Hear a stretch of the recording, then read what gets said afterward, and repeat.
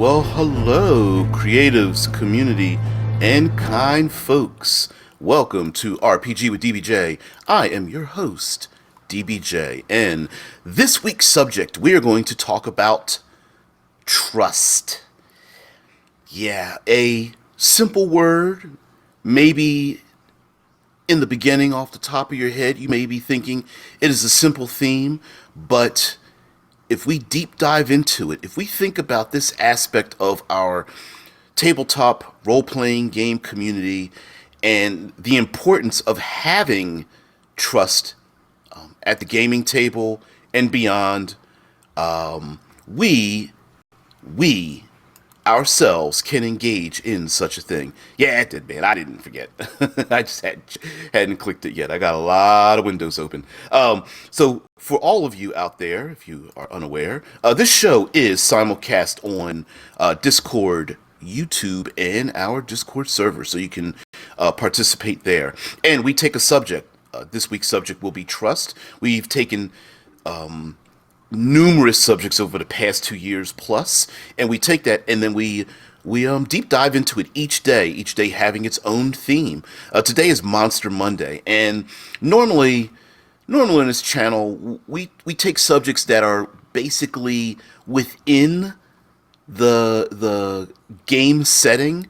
We talked about Medusas and Celestials and constructs and things, but I thought we would talk about something a little more meta, a little bit outside of the embrace of the tabletop setting, and talk about something that's maybe a little bit more difficult and maybe even a little more personal for everyone. So trust.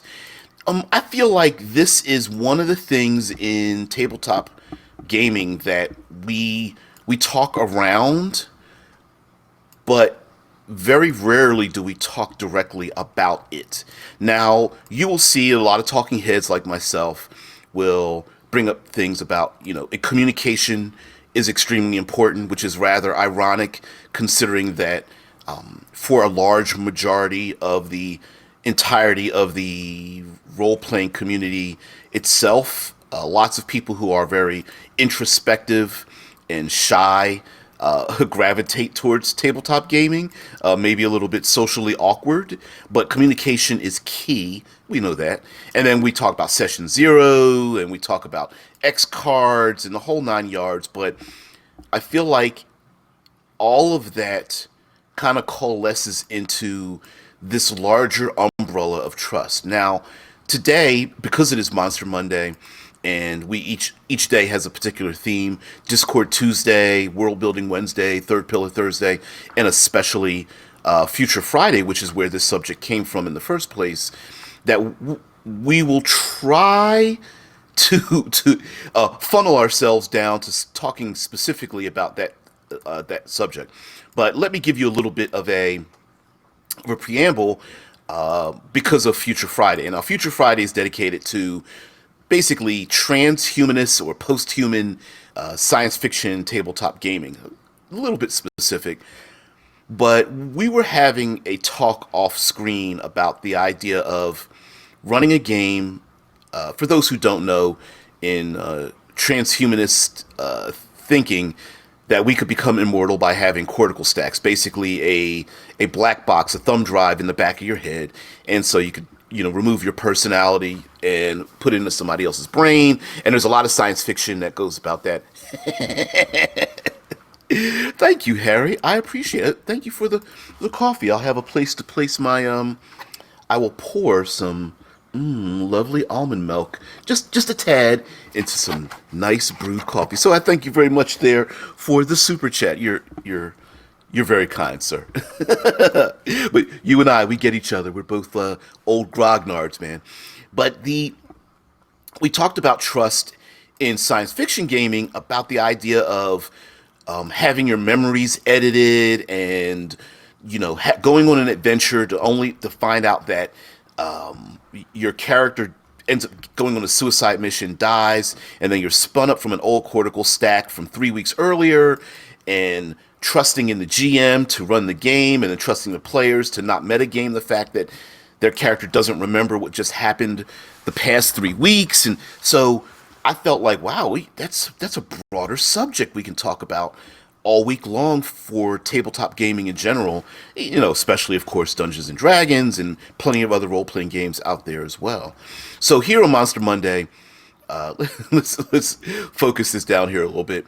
We're going to talk about monsters, NPCs, and encounters, and how trust is involved in it. And honestly, I'm going to challenge some of you when it comes to the idea of trust, in the sense that many of us make assumptions about, because we are used to the way we play, but not all of us play our role playing games the exact same way in the exact same formats.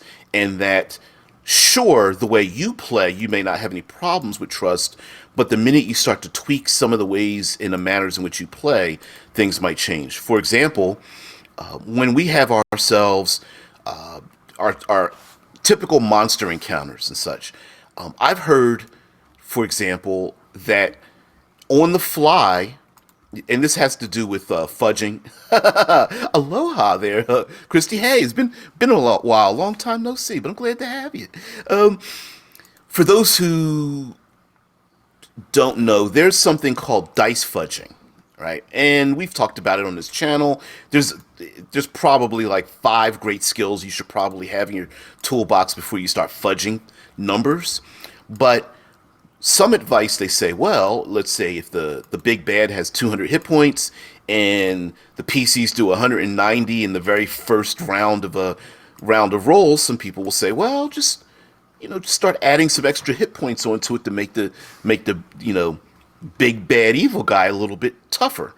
And it brings up a subject of like, well, should the game master be able to do that on the fly? And then it also brings up a subject like, well, is that untrustworthy for the game master to rank the bad guy's hit points up to 600 the moment after the dice rolled, versus the game master tacking on 600 hit points 3 weeks earlier while they're planning, right? It's the same result, but happening at different times. And so your definition of what trust is may be a thing. Hey, thank you, Christy, for popping over there on Twitch. For those who would like to support the channel in just a small way, by the way, I appreciate you there, Harry, for dropping in a super chat. But over there on Twitch as well, to become affiliate, I need to have at least an average of 3 viewers at a time, which is a weird thing, but I'm like 2.5 or something like that. Vince, long time no see. I hope you're doing very well there, Vince. So yeah, talking about trust. Now there are little things that again, I'm going to challenge you on trust issues on this. The simple act of rolling dice, especially since, like, I'm on an electronic medium, a social medium, talking to you guys. How do you handle like die rolls? And is it important to use a publicly accessed die roller? Many of the virtual tabletops have them. Roll 20, Fantasy Grounds, etc. Um, Vince is like, I'm on vacation. Okay, sweet. Harry's like, I want to know who's the point five. Yeah, 2.5 people watching. Maybe I'm thinking maybe somebody's in the Twitch, but they're really in the bathroom at the moment. So I think that counts. I think that's a point five. They gotta like pinch a loaf or something. Dead Man says six viewers on Twitch right now. Sweet. If you're on Twitch viewing, you could pop in a comment or a question or something like that. Would love to have you. Although I would appreciate it if you kept it on kept it on theme, right? Now Ogre says on Discord we use a bot, but roles can also be made at home. We just trust each other. And see, I play that way, right? Like I start out with the assumption of trust, that I'm a very theater of the mind kind of person. I'm not against maps or virtual tabletops, but in general, I'm a theater of the mind person, and we roll dice at home. I've known of people who actually they'll use an old cell phone or an external camera that'll be placed on their dice, and they roll it in front of people. Thanks, Vince. Non-Americans count as 0.25 persons.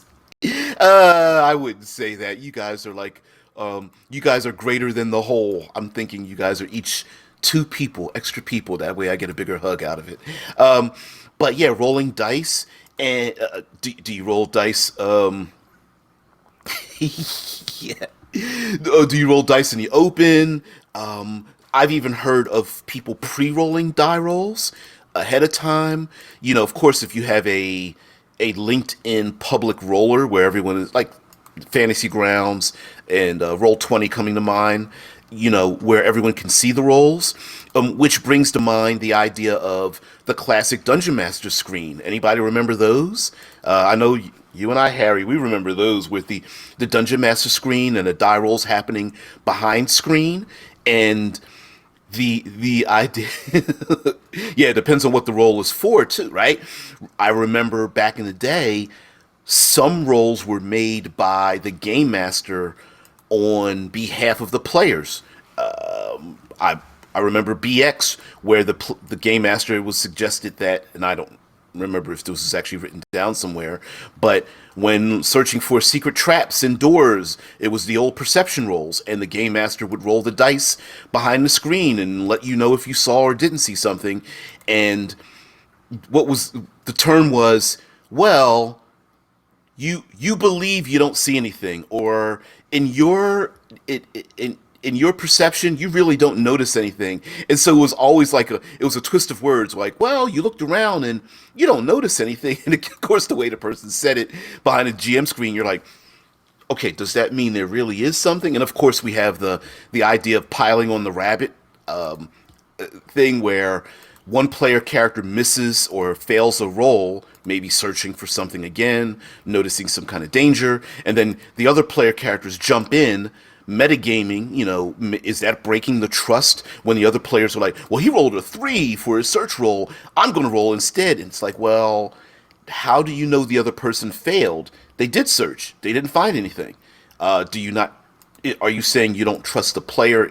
I mean, you don't trust the character in game, or are you saying that you don't, you know that the person failed, and then this trust deals with metagaming? So there's a lot to deal with this. Harry says, I would ask how many search points they apply. It depends on the game and how that game is set, you know, what game you're playing and the rules that you're playing by. But there are even some other nuances. For example, in 5th edition, there are a number of creatures that have a special trait to them that says that they are unrecognizable when they are not moving, because they're able to blend into the environment. There's no die roll involved in it. It is basically the game master being able to say, guess what, players, you won't notice this particular creature. And by virtue of that trait, there is a level of trust that is unspoken between the dungeon master and the players, that if they're going to introduce a creature that by the rules of the game cannot be noticed until it begins to move, that the player characters will basically go right by it. And a player may feel that their character should have had the ability to notice the mimic, or notice the invisible creature, or whatever the case may be, the creature that's blended into the environment, but the rules say they can't. And so if a player character is very creative, can they trust that their GM will allow them access to certain abilities that they normally wouldn't have access to, perception, things of that nature, despite the fact that the rules say no, you don't notice the thing. Legally Blind says if people cheat their roles, they're cheating themselves. That's how we play it, and that's another thing too. We've plenty of times, talking head people like myself, there seems to be, well, if a player character fudges their rolls, the person that constantly keeps rolling the 20-sided until they get the high roll that they want, and they claim that, oh, I've already rolled an 18 or something, right? Do they keep that roll? Do you let them do that? Are the players cheating if they keep fudging their dice? Is the game master cheating when they do the exact same thing? Back when we had GM screens, we rolled behind it, but a lot of people roll. It's not metagame; they just roll out in front. There's one of my favorite OSR style games. It's called the IC RPG, the Index Card RPG, designed and created by Runehammer, and it puts everything out front. All the armor classes, the hit points, the die rolls out front. As a matter of fact, there's plenty of games. I'll get to your comments there, Vince. There's plenty of games that have rules and rulings in them, seemingly to circumvent the idea of trust being in the game. I'm going to get to some of those things in a minute. Vince says, "This is a weird subject because I know a lot of people who would cheat if they got the chance. For example, if you roll for attributes or hit points at home, most would just re-roll bad rolls." Exactly. I was going to bring up character creation. We're going to talk about that this week as well. When it comes to, I just happen to roll 3 18s for my character, and everyone gives you the side eye, right? When everyone rolls their characters in front of everyone else, is that collectivism, or is that circumventing the idea of trust? If we all agree to roll our characters together, at least we won't have to deal with calling someone out that you don't trust their die rolls, right? Like, is that our nice social way of saying, yeah, let's not even get into that subject. Let's just all roll our characters together, if there is a randomization in the first place. Vince goes on to say, in the Dark Eye, in old versions, you had to roll for leveling up each and every skill. So you got a certain number of rolls, and you have to basically roll a fail to level up. I know those systems. Yeah. And the skill is very high already. It may take 10 or 20 of your level up rolls to level this one skill up 1 point. I remember doing that in some role playing games, and there's some indie games as well. Like, if using your example, if let's say you have a skill of, I'm going to use a D20. If your skill is 17, to level up your ability, you would have to fail the roll and roll an 8. If you were rolling under, you would have to roll an 18, 19, 20, which would be a failure if you were in a roll under low system. So you'd have to roll under the skill, and it would be very difficult to do that if your skill is very high. If your skill is 11, you could easily fail that. If it's 18, 19, it's like nearly impossible in a D20 system. And there are percentage systems as well. I think Call of Cthulhu has something like that. Like, if you play Call of Cthulhu and you fail a skill roll, you put a check mark next to that skill, and then you can level up that skill later on by trying to roll and fail your skill roll, which is an interesting way to level up. Yep. Yeah, I hear you. That Vince says, and I know no persons who wouldn't cheat at least a little on that, which is why there are rules to break that, right? Like, some leveling systems are like, you know what? Here's some points. Level up your character. We're not gonna deal with that, right?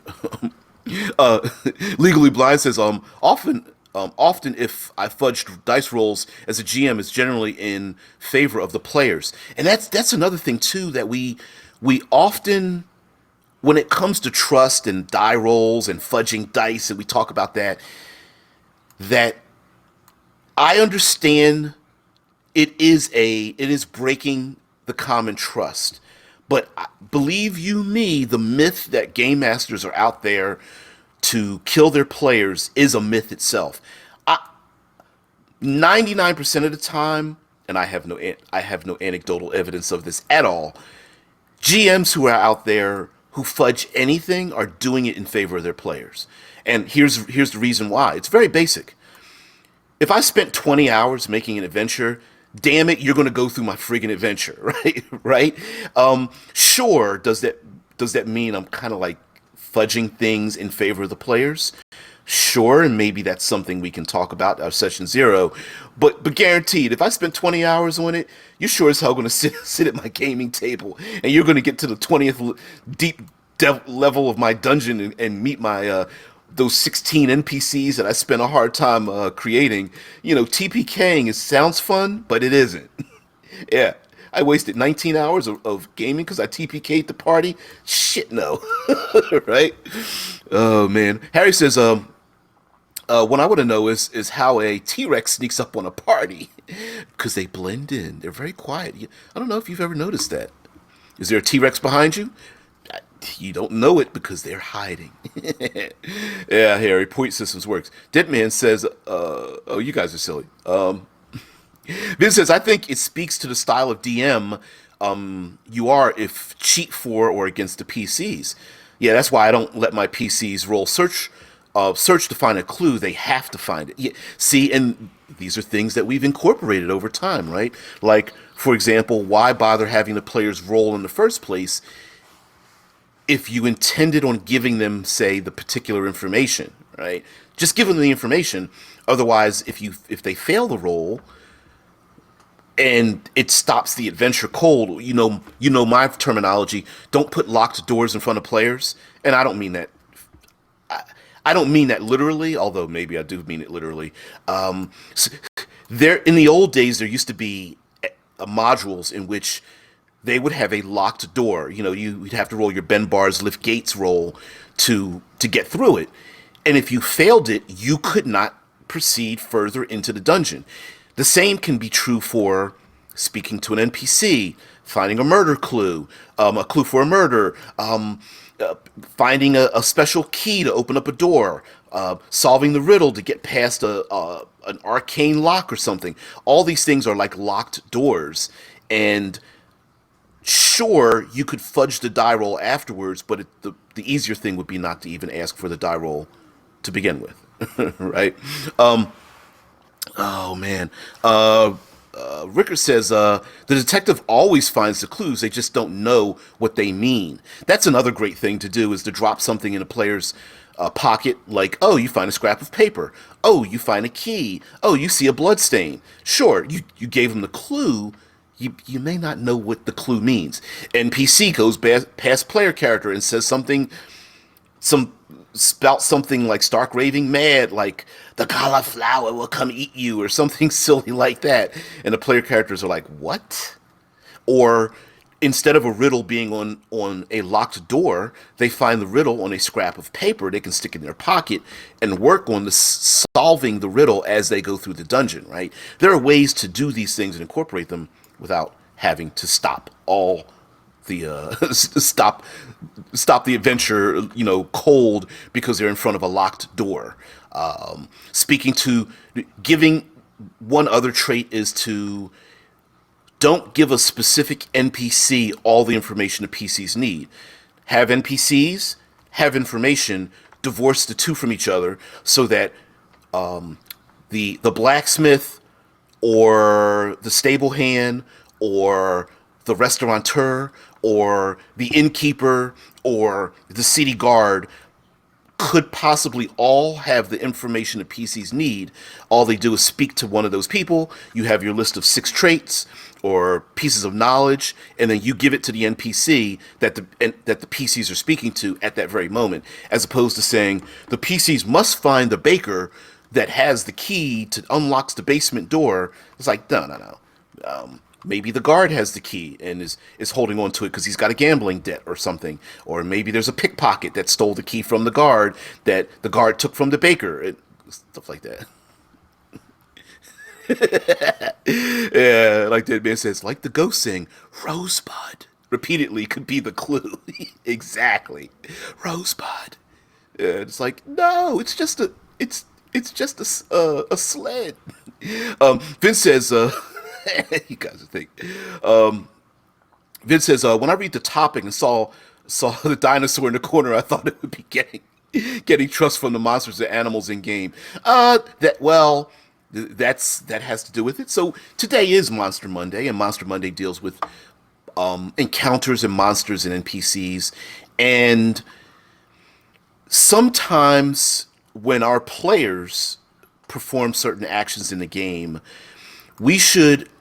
the players should know that they can trust their GM to allow them to basically interact with the world and receive results in the world that may that may or may not correspond to the subject they're talking about, right? Like, so let me be specific. You have an encounter got the T-Rex in the corner, right? And you go, oh, hey, there's a T-Rex, and it comes around the corner, and the PCs are there. Hey, here's a combat encounter. But what if the player characters don't want to fight? The idea of the player character holding out food to a random monster, or player character surrounded by wolves, and you hold out the PCs are like, hey, everybody grab a branch out of the campfire and swing the flame back and forth to keep the hungry wolves at bay. Are there rules for that in the game? Is that like, how would you adjudicate that? Is the narrative far more important than the die rolls and it just being some CR monster that you want to insert into the game? Maybe, just maybe, if you use the engine and the PCs trust that you as a game master are willing to embrace the verisimilitude of what's going on, that you will allow them that, sure, the rules may not dictate a certain thing, or maybe they do. And so trust also has to deal with how we adjudicate the rules. Does it mean that if a player has a great idea, you're willing to embrace it? Or have we all decided to default to the rules in the game, and that extraneous, unrelated, or undocumented rules that are in the game, we're not going to use those? For example, player character is attacked by a creature with wings and a tail, and player character says, I want to cut the tail off. In 5th edition Dungeons and Dragons, there are no called shots. Or are there? Right? At your table, you decide that. There are even some things that, based on trust, that we may or may not embrace at our table. For example, do you reveal how many hit points are left on a monster, or do you describe how injured they are? Do you say, oh, you've done 25 points, he's about half his life? Or do you just say, the NPC is injured and stumbling away? Do you apply conditions to those same creatures if they're injured? Player character hacks and slashes at an NPC monster, some kind of goblinoid or something. Do you describe them bleeding, or you just go, oh, where they're at half hit points, keep on going? But all of that is how we gameplay, and then some of that has to deal with our idea of trusting the player characters, right? Do you as the game master roll their perception rolls behind something and explain to them what they see, or do you allow the player to roll the dice and role play their failures within the scope of their player character, right? Deadman brings up morale rules include using fire to scare off animals. In games where they have morale, sure, you could reskin it as maybe intimidation, but would a charisma roll with wolves count for that? Right? These are all, whether you're going to search for the rules, whether you're just going to role play it out, is based on your gaming style, and that has a lot to do with trust. For example, a player character who's assuming that they're going to make a die roll to scare off the wolves, and the game master just goes, oh, that's a great idea, I didn't think about that, and lets you do it. Maybe they were expecting one thing but didn't see something else. Yeah, but what if the players were the monsters all along? The M. Night Shyamalan School of GMing. Yep. Harry says description works. One more like, he's so silly. Yep. Legally Blonde says intelligent conversation followed you. Let's get you affiliated. Well, I really appreciate that, dude. I really do. If you don't mind me calling you Legally Blind. Vince says I'm currently reading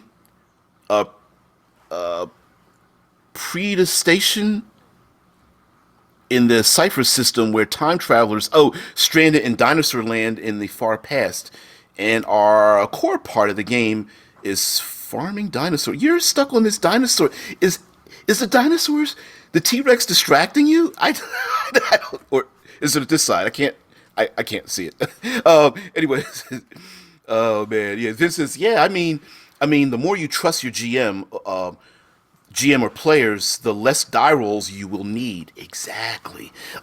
And are we looking to have less die rolls? Like, Thanks, Vince. He's like, yeah, it is distracting. Are we looking to have less die rolls? Yes or no? It's based on the game. Like, let me bring up a specific circumstance in something that is very common. In Dungeons and Dragons, there is a spell called Shield. And the shield spell, if I'm not mistaken, allows you to, with a reaction, and mind you, this shield spell has a different descriptor based on any of the five plus editions of the game, plus Pathfinder's two editions, that it grants you a minimum of +4 to your armor class if you are struck by a creature. My question to you out there, because a lot of you will go, well, shield spell's easy.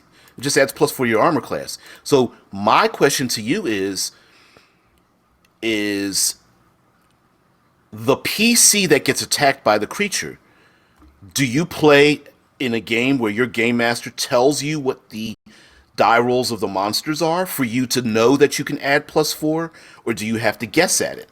Right? It's a reaction. So does the game master tell you those numbers? Not everybody plays the same way. Sometimes, again, the game master rolls a bunch of dice behind the screen and goes, "What's your armor class again? 17? Roll, roll, roll, roll. You're hit once. What do they roll?"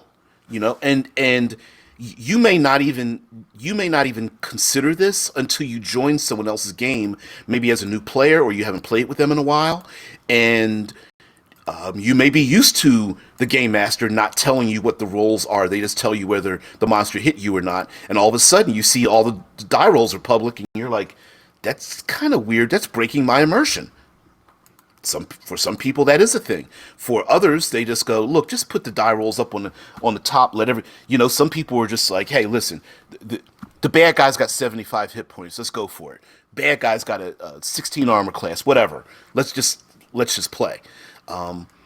There are many other spells. Let's say you cast a spell on a creature. Does the game master let you know if they failed or succeeded in their saving throws? Maybe you try to charm a creature or a monster or something that's like a naga. I want to charm monster a naga. Is the naga intelligent enough to pretend to be charmed by your spell after succeeding in their saving throw? Depends, right? And will they let you get away with doing such a thing, right? So, Ricker says, so trying to get a monster spin on this, if you have the player's trust, you can throw monsters at them without them calling BS because you have a reason for it. Oh, so much that. Because let's say you're playing in a sandbox game, and I know this isn't reserved for sandboxes, but one of the tenets of a sandbox is that there's no leveling system. Meaning, like, your first level character, there's no guarantee you're only going to meet challenges equal to your level. You could meet 3 goblins, you might meet a dragon, you might meet a sphinx, you might meet 7 trolls, right? In a sandbox. And if you have the GM or the DM's trust, you as a player, first level character, you go out there and you meet the Medusa with her ogre bodyguard, and the ogre has a displacer beast as his pet, or maybe the displacer beast has an ogre as his pet, and she has like 6 orc guards, and your first level characters, and you encounter them in the woods. Does your game master just go, haha, TPK, roll for initiative, or is this a perfect opportunity for maybe a social encounter, or do you trust your game master or dungeon master to allow you to be creative, to think your way out of such a situation, and then embrace your creativity and go, wow, I thought this was going to be a combat encounter, but they're going to talk their way. Okay, I'm going to let them. Let's see where this goes. Are you as a dungeon master willing to release the hold on your story to allow the player characters to do the thing, right? Maybe they talk to the Medusa, because they don't want to be attacked by the ogre, because they know they're weaker than this particular conflict or something. But later on, it comes back to bite them in the ass. That might be cool if you trust where they're going and what they're doing. And listen, there's some problem people out there as well. We're going to get into them in just a minute. Vince says, well, for me, it depends on if you assume your characters are assumed to be competent or not. If they are, they should be able to know if their spell would be useful or not in a specific situation. And that goes to something that sometimes we as players and even game masters make assumptions about rules that aren't there. Let me give you an example. We all know about passive perception, but if you read the rules, and this applies to every single game ever, role playing game ever created ever, I can guarantee this to you. Every player character has an assumed professional ability to do a certain thing. Maybe someone's very good at swords, someone's very good at social interaction, maybe carousing or seduction, maybe your character is a very good acrobat or something. One good way to not have to fudge dice in the friggin' first place is to assume professionalism, assumed expertise. And that assumed expertise doesn't even need to be based on statistics of a character. An example would be a fighter, classic fighter in your game might be very skilled at forensics, at least seeing a battlefield and deciphering what happened. They may not have the skill of medicine, they may not have the skill of forensics, but if you as a game master want to give across a sense of professionalism to your characters, basically making them feel like the badasses that they are without a die roll, you say, oh, you turn the corner of the dungeon and the place is splattered with blood and there are dead bodies everywhere. Some of them are orcs, others are human adventurers or something, and there's an elf in there. And hey, fighter, you realize that there was a great battle here, but some third party involved themselves and were slashed to death by a razor sharp blade. You know this blade to be of drow origin, and you've never seen them this far high up in the subterranean realm or something of that nature, right? Yeah, Vince says, yeah, you go full Aragon on the battlefield. Yeah, absolutely. Legally Blind says, a good time to teach your players that you don't always fight, sometimes you have to run. Legally Blonde, I'm having a feeling that we're on the same page here about the fact that, like, teaching players, like, maybe you should just, I don't know, turn tail and run. You know, what is it? Elbows and assholes, right? It's like, yeah, you're not going to win every fight. We already discussed this in session 0, or maybe we didn't, or maybe as a game master you're like, ooh, the players are going about to fight this, and then you phrase for your player characters, hey, fighter, you realize you're outmatched. Or hey, wizard, you've graduated your studies, you're a first level wizard, and you heard rumors of the the vast power that a Medusa has, a simple glance that she can turn you to stone. You know in your heart of hearts this isn't the time or place to have a confrontation, right? You could rephrase these things within the concept and the confines of that particular player character. Or you've read about this, or you've encountered this, or your long lost brother was turned to stone, dwarf, and you're trying to find the cure to bring them back to life, and this Medusa was the one that did it, and you're not ready for this or something. I don't know. I'm pulling this out my ass, but you get my point, right? Yeah, Vince says, I mean, there's little difference to just saying this wall looks easy to climb when the alternative is this wall has a climb DC of 10. Exactly. And listen, I understand some of you may be thinking, well, I don't want to give out my hit points or armor class to my PCs because they wouldn't know what the armor class or hit points are.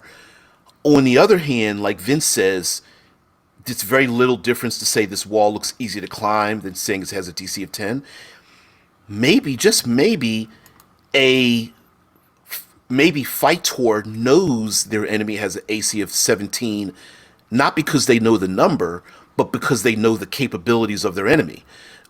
They know when striking the dragon turtle that the turtle's shell is very, difficult to strike through, and there's only very limited soft areas to hit this, to kill the dragon turtle, right? They're fighting 3, orc high level orcs or something, and the fighter is like, wow, I've never seen them fight, this bestial before. They're highly skilled or something. Maybe I should back off, i.e., they happen to have an AC of 18 for some reason because they're an advanced, highly trained, orc guards or something like that, or chieftains or something, right? So knowing that, you know, instead of the orc having 12 hit points, it has 58. Maybe the fighter strikes once, twice, and it's like, whoa, he's tougher than I thought he was. There's a way to reframe and reconceptualize the numbers as an excuse as to why the player characters would know such a thing. Back to the comment about, an arcane wizard may understand the success and or failure of their capabilities, but here comes the trust part. Maybe, just maybe, the game master has some knowledge the PC doesn't. For example, player characters fight average orcs. PCs understand we can one-shot these orcs pretty easy. The one-shotting doesn't work. PCs are like, is the GM pulling our, is the GM trying to get one over on us, or is there something unique in the situation? For example, maybe a Naga in the background has, is like their warlock patron that has granted them some special abilities or a particular type of toughness, or there's some evil cleric that has blessed them to enable them to be tougher, stronger, faster, or whatever. But the PCs don't have that information, so they have to trust their game master that such a thing would happen. Rickard says, if the fight drags out for longer than 3 rounds, the players will figure out the AC anyway. Then knowing it makes combat flow faster. I'm with you on that one. Like, I'm a person that doesn't really care if the PCs know the stats of whatever they're fighting, because I feel like to a certain extent their capabilities will allow them to be professional enough to know a thing. Although I do like to hold certain things to my chest. The set the troll on fire, but the fire doesn't work. Some players would table flip off of that, whereas maybe they don't understand that the troll has been mutated by an alchemist to have resistance to fire now, and this just happens to be one of a number of creatures that are not what you expect them to be. Or using a stat block to describe something that isn't really a thing, right? Like, let's say you take Lizardmen, but your advanced Lizardman is instead a Dragonborn, right? They're like a 12th level Dragonborn, I don't know, some kind of paladin wizard or something. And even though you're describing this person as a lizard man, maybe the PCs don't know the thing, but your descriptions, your context of it may give them a clue that the thing isn't what it really is. Oh man. Vince says, the rules are just an abstraction of the reality the PCs live in. They know what rules their world work. Boy, I'm getting fumble mouthed. They know what rules their worlds work by, even if they would use different words than we would. Exactly. We use armor class. They use combat skill or tough skin or extremely defensive, or they're in a phalanx, or they're behind a shield wall, or there's some kind of arcane enhancement or something, right? It again, it's all about context or something. And through narrative, hell, a couple of bumps and points could mean any number of things. You wanted to add armor class to the orcs, okay? So you added like 3 or 4 points to their armor class. Is that because of a magic spell? Is that due to skill? Is that due to the thick hide and armor they're wearing? That kind of thing. You're fine, Vince, and I like to read things and contextualize them anyway. So you're fine. You're all right. Plus, we are an international group, so our phraseology will be different as well. So you're fine. It's me. It's not you. It's all me. Now, we have some horror. I know all of you have horror stories about player characters fudging dice and people cheating and game masters doing things behind, behind the GM screen and all that kind of business. And listen, sometimes when the player characters are when the players are doing well, their energy's in it. They're just like, yeah, I'm beating ass, right? I'm killing the monsters and whatnot. But we also have to understand we should trust, or at least players should give their trust to the GM when the players are on the losing side. Let me give you a perfect example of something that in any other intellectual property, movies, television, graphic novels, comic books, regular old novels, short stories, is a common thing, but has is very difficult to apply in the game. One of those things is double crossing and mind control. Anything that alters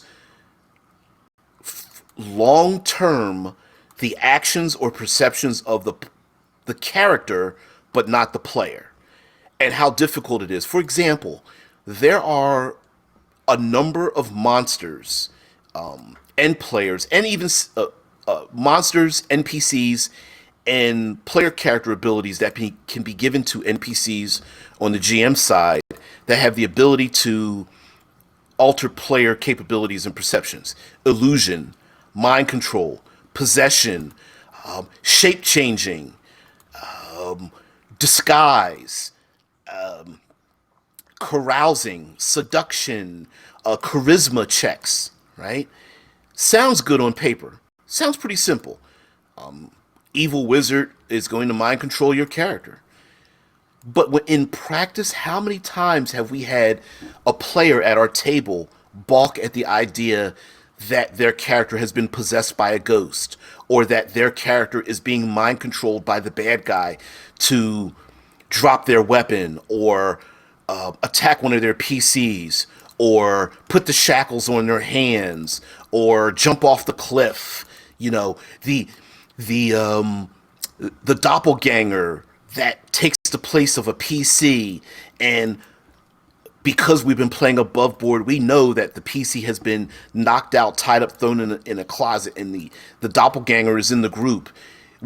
As great as a creature a doppelganger is, they are very difficult to implement into the game. Same thing for something like the intellect devourer. Mind flayers are another creature. The naga, the sphinx, the lamia. These creatures have vast mind control abilities, and yet how much energy is lost at the gaming table when one or more of the player characters are hypnotized by a vampire, or failed their role to overcome the illusion, even though all the player characters know that there's an illusion. And then you get the sad face, slump shouldered, like, this game is stupid. My character, I mean, that's where on the player side, the game master has to trust that when they introduce these elements into the game, that it's fair game, that you're going to give your all that energy when you were beating ass. Yeah, give that same energy back to the game master, because I want to trust that you aren't going to take away my energy and my fun, just as I am an intent on not taking it away from yourself. Yeah, Ricker says, good point. Unless you get a 16 and miss, unless the monster's holding back, the PC would get that they are in trouble because of the thick skin or skill of the enemy. And again, it's the narrative framing of what the hell's going on, right? Like, if you let's go to, you rolled the 16 and you air quote missed. Maybe it's our fault for using the word hit or miss. It's really effectiveness, or you were effective or not effective. It's not, you didn't miss the dragon turtle. Your sword or axe glanced off its hard shell. That's what happened. Now, of course, the dragon turtle's thrashing around, so maybe trying to stab it in the neck, or I don't know, the turtle arms or soft points in the arms and legs or tail or the head or something is very difficult to get to, which I don't know. The orc chieftain may have the exact same armor class, but be covered with thick hide and has the blessing of some dark fiend or something like that, right? So two different things, but the same thing. Vince is just like, damn it, what is the reason for the dino? The dinosaur, there's no specific reason for a dinosaur. There is a specific reason for a. It's Monster Monday, right? So it's a monster. And I like using. I don't use artwork. I like to use actual either video images or something like that. It's the closest thing to a dragon. Dude! I know you're picking with me. It's all right. Ricker says you quickly get a gauge on how good or hard something is. You might or might not know exactly how hard it is. AKA you don't know the exact AC, but you know directly if you're in trouble or if it's a close call or if you're good. And a lot of that has to do with, again, if the game trusting the game master or dungeon master will let the players know how effective they are. Like, oh, it was a glancing blow, but you see your enemy stagger back, right? And the PC's like, well, I rolled a 16. That's a clue that probably if I roll a 17 or more, I'm probably going to do some damage, right? Like, it's giving enough information to the player characters that sure, they don't know exactly the numbers, but you're giving them enough information to not get themselves in trouble, because there's nothing worse than the PC stepping in the doggy do and then you going, ha ha, and the player character's like, why wouldn't my character know that? Right? Very rarely would, say, the rogue walk into a city of thieves and get their pockets picked, right? That's just not a thing. Sure, maybe there's a pickpocket that's really good, but maybe it's just better to just tell the rogue you walk into the city of thieves and you look around the corner and you see there's a gang of orphan kids pickpocketing people, and over to the other side of the open bazaar, you see that there is a I don't know. You give a head nod to the pickpocket head of the pickpocket guild or something like that, right? Just give it to him. Yeah. I've trained in martial arts. I have a third degree in Matsubiyashi Ryu. It is a Pine Forest system karate. Yes. One day I may show you guys my diplomas and stuff like that. By the way, I've gained a lot of weight since then. So third degree, that's in words, not in actions. But I still have the knowledge in my head. So yeah. Vince like just slap some wings on the dino and you're golden. Yeah, or maybe some flames or something like that. Whatever. Yeah, halfling riding on the back. Yep. You guys, wow. I need to get a squirrel image up there. Whatever. Yeah. Yes, I have competed. I have sparred. I have two bronze medals and a silver in the Arnold Classic, as a matter of fact. When I competed when the Arnold was here. This is quite a few years ago, but maybe I might show them. I don't feel like showing them off. I'll bring them up one day. Let's put it that way. Uh, really? Now, see, I'm supposed to trust you guys that you guys stay on target. I have no problem talking about this over in the Discord server if you guys want to join me over there. I have no problem talking about that. But yeah, but I will address that. Yeah, MMA fighters and Kung Fu masters and all that. Yeah, I saw that controversy, and I, you guys won't like my opinion about it. Yeah, but there is a point about that. Like Ricker says, how quickly did you realize if your opponent was better or worse than you, and how good the fight would go? Oh, it's pretty. Listen, everybody's got a plan till they get punched in the face, and I've received that quite a few times. It's yeah, you know within microseconds when a foot or a punch comes towards your face that you go, this guy's pretty quick. Pow! Punched right in the face, and then you go, duh. French toast. It's pretty simple. So very much so. And as a matter of fact, even since we're talking about fighting and professionalism and expertise and things like that, maybe the fighter fighting the Naga doesn't understand something, but the wizard is like, woo, I think we're outmatched against that Naga's power, right? Like, there's nothing wrong with you as a game master or dungeon master saying to your players, hey guys, listen, I know you guys are second level. I'm letting you know, meta game wise, out of game, that your characters know you're outmatched. You know this already. So you might want to rethink, running headlong into, towards the Medusa and the ogre with the displacer beast pet or something like that, right? I don't know why I'm obsessed with that, but you get my point. Dead man's like, we are the squirrels. Yeah. You're the squirrels. Just don't touch my nuts.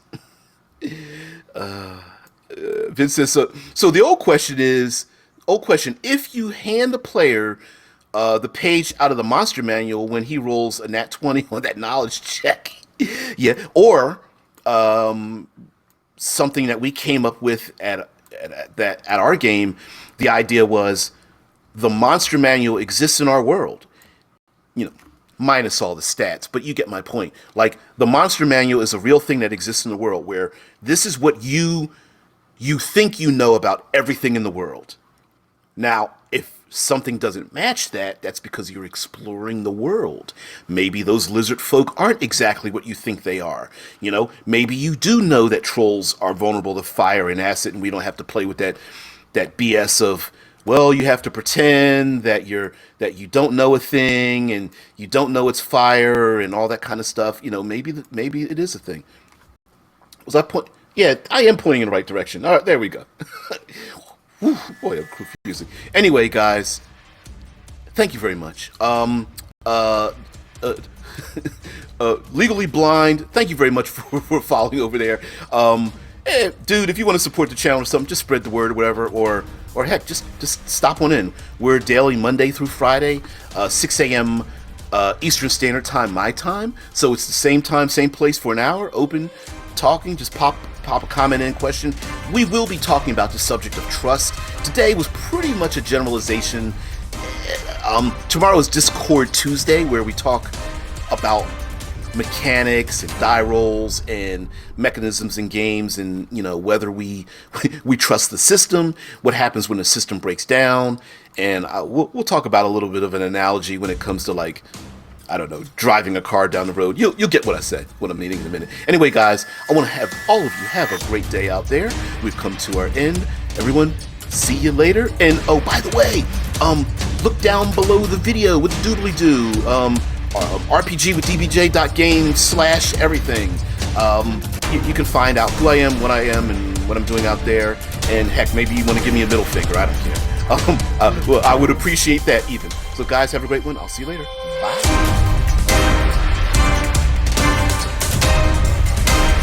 Thank you very much.